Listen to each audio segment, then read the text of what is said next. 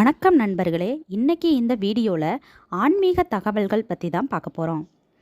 முருகப்பெருமானின் வழிபாடு செய்ய பல தினங்கள் இருந்தாலும் இந்த சஷ்டி ரீதியானது மிக மிக விசேஷமானதாக கருதப்படுது.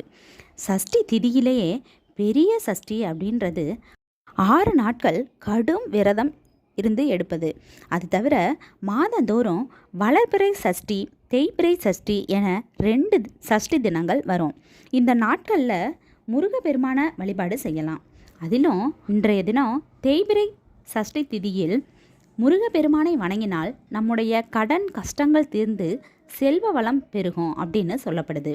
அந்த வழிபாட்டை எப்படி செய்யணும் அப்படின்றத சஷ்டி திதியானது 29/5/2024 புதன்கிழமையான இன்று மதியம் 1:45 முடிவடையுது. அதனால் இந்த வழிபாட்டை பிரம்ம முகூர்த்த நேரத்தில் செய்கிறது மிகவும் சிறப்பு. இதை செய்ய முடியாதவங்க மதியத்துக்குள்ளாகவே இதை செஞ்சுருங்க.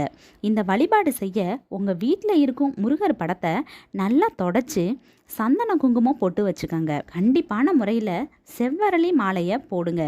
இது முருகனுக்கு மிகவும் உகந்தது. எளிமையான நெய்வேத்தியம் ஒன்றை செஞ்சுருங்க.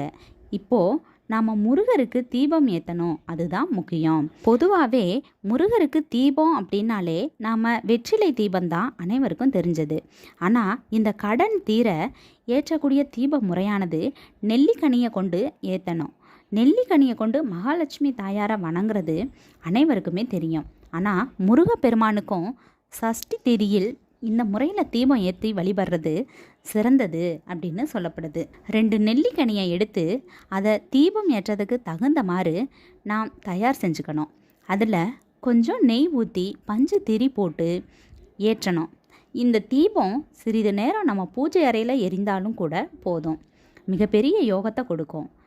இந்த தீபத்தை ஏற்றிட்டு கந்த சஷ்டி கவசம், கந்த குரு கவசம், இப்படி முருகருக்கு உகந்த ஏதேனும் ஒரு கவசத்தையோ பாடலையோ படிக்கலாம், இல்லைன்னா கேட்கலாம். அதுக்கப்புறமா தீப ஆராதனை காட்டி பூஜையை நிறைவு செஞ்சுக்கலாம்.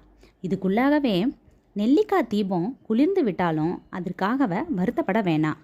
இந்த ஒரு தீபமானது உங்களின் தீராத கடன் பிரச்சனையை தீர்க்கிறதோடு மட்டும் இல்லாமல் மகாலட்சுமி தாயாரின் அனுகிரகத்தையும் பெற்று செல்வ வளத்தையும் அதிகரித்து கொடுக்கும் அப்படின்னு சொல்லப்படுது. இந்த தீப வழிபாட்டு முறையில் நம்பிக்கை இருக்கிறவங்க நம்பிக்கையுடன் முருகனை வழிபட்டு இந்த தீபம் ஏற்றி வந்தால் கடன் என்னும் துன்பத்திலிருந்து வெளிவரக்கூடிய வழியை தேடிக்கலாம். இதோட இந்த பதிவை நிறைவு செஞ்சுக்கிறேன். வேற ஒரு நல்ல பதிவு மூலமாக சந்திக்கலாம். நன்றி மக்களே. இந்த வீடியோ உங்களுக்கு பயனுள்ளதாக இருந்தால் லைக் பண்ணுங்கள், ஷேர் பண்ணுங்கள், கமெண்ட் பண்ணுங்கள், மறக்காமல் சப்ஸ்கிரைப் பண்ணுங்கள்.